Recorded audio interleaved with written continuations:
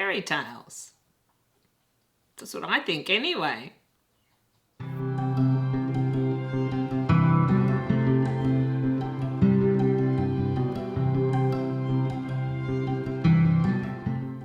G'day to all you lovely people and welcome back to my channel. Today I'm going to talk about this, The Wind Through the Keyhole by Stephen King. This is a novella, a novel. I'm not sure actually, probably a novella because it's a little short for King. And it is part of the Dark Tower series, though it was published long after the series finished. But the events in this book take place between Wizard and Glass and Wolves of the Calla, books 4 and 5. Strictly speaking, you don't need to read this book if you don't wish to, because it doesn't really touch on the events or plot of the Dark Tower itself. What it does is give us a bit more background into Roland's life as a child, as well as the world that he inhabited when he was young. Now, I think this is the UK edition. There is a different one from the States. I can never make up my mind which one I like better, but this is the one that I've got. It's around 300 pages, and whilst it isn't necessary to read it, I do think it enriches our knowledge of Roland's world. And really, this is a story within a story within a story. Yeah, we start off with our main quartet having left Oz, the Wizard of Oz, and being warned by Oi, the bumbler, that a savage storm is coming and they must take shelter. This reminds Roland of, I think it's a nursery rhyme that he learnt as a child, which then leads to a fairy tale, a story that his mother used to tell him. So as our quartet hides out in an old abandoned building to weather this storm, Roland recounts another story from his childhood.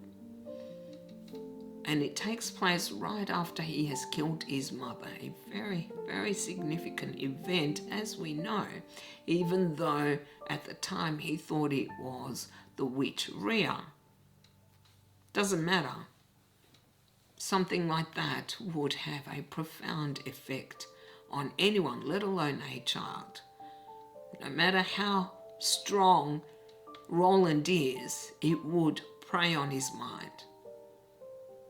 Even though his father doesn't blame him, which makes me like his father more than I have in the past. So Roland tells us about how he and another, I can't recall now if Jamie is a gunslinger or a gunslinger in training, are sent to a town that is being terrorized by a monster, a shapeshifter. Roland and Jamie investigate in this small town, of course facing some prejudice based on their age, as to whether they will be able to find this vicious shapeshifter who has killed so many in this town. There is another massacre while they're there, and a young boy is one of the few who survives, and Roland decides to use him as bait, which horrifies Jamie. It's another indicator that Roland was always ruthless, even as a child, or practical if you want to call it that. And it's not like he put Bill in danger. He had him in the jail in one of the cells because he was the only one who could possibly maybe identify this shapeshifter, who is also human and most likely aware of what they're doing when they change. And whilst Roland comforts this boy who has lost everything, including his father, he recounts to Bill a tale that Roland's mother used to tell him. the story of the wind through the keyhole.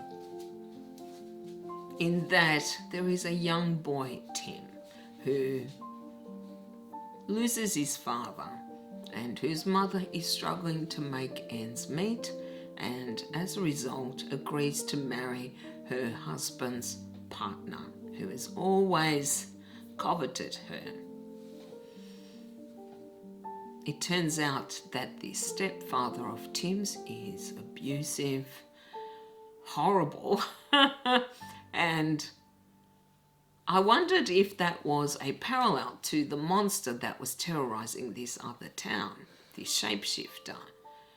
Now that was also someone who was human at times and knew, well, we're given to believe that they knew what happened to them, what they did as the shapeshifter.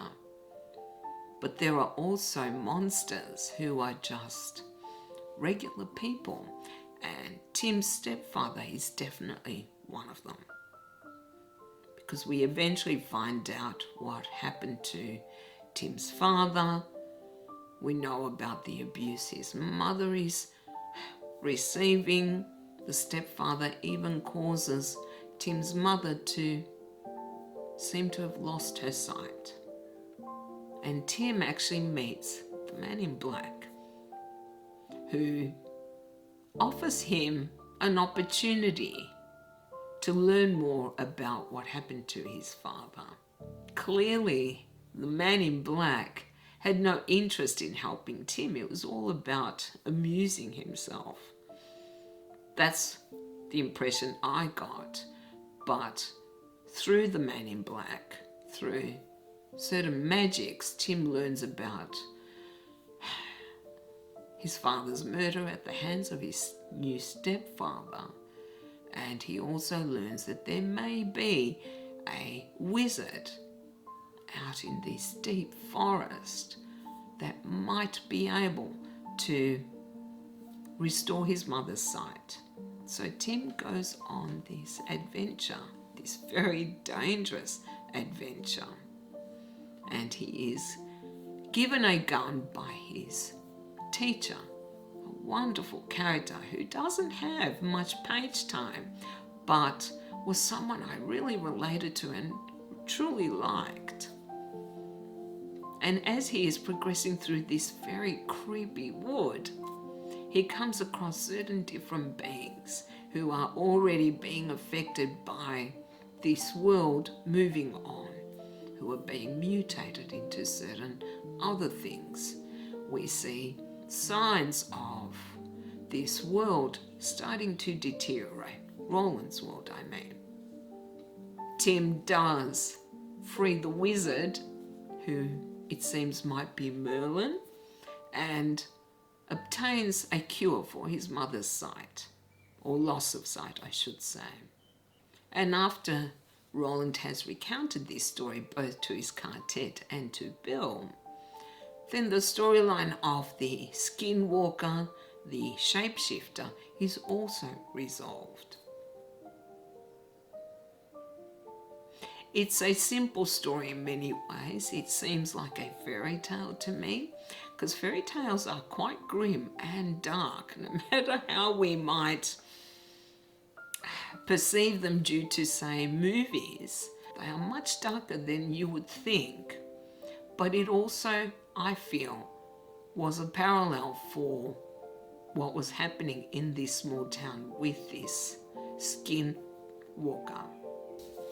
For me, what the Wind Through the Keyhole represents is a reminder that monsters aren't necessarily supernatural, that they can also be human. But there are also their opposites, heroic characters like young Tim, who is, I think, 11 in this book. In addition to that reminder, another very, very significant thing that occurs during Roland's time in this small town is him receiving a letter from his mother, who knew very well, or had been warned, that if she returned to Gilead, she would die. but returned nonetheless, and that she forgave her son Roland, something that Roland needed. Doesn't matter how he was bewitched by Rhea, it would prey on him, I think, forever that he killed his own mother.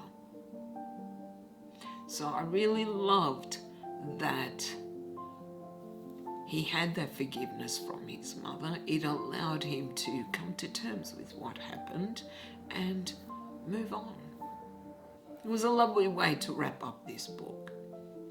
And I have to admit, when I first read The Wind Through the Keyhole, it made me want to go back and reread the entire series, which I did, yeah.